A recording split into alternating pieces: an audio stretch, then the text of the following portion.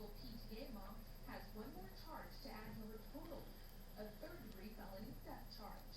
Austin ISD Police learned about the incident in December of 2011 and has been working the case since. Austin ISD police say this PTA mom manipulated a fundraiser to steal more than $9,300. The fundraiser allowed parents and the community to buy gift cards, and a portion of the purchase would go back to the Anderson High School PTA.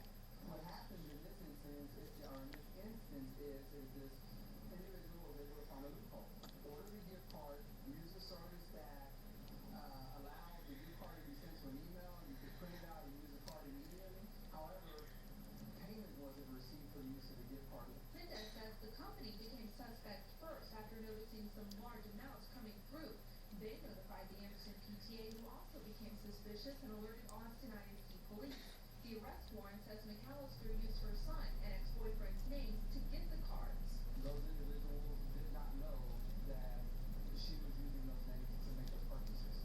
Some of the purchases exceeded $2,000 and were gift cards to places like Amazon, iTunes, and Dell Computers. But this isn't McAllister's first attempt to steal. We found records in Williamson County, Burnett, and Travis County with multiple charges, 5 in Williamson, 2 in Burnett, and several more in Travis County.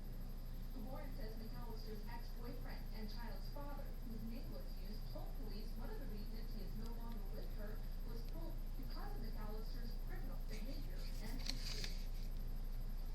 Now,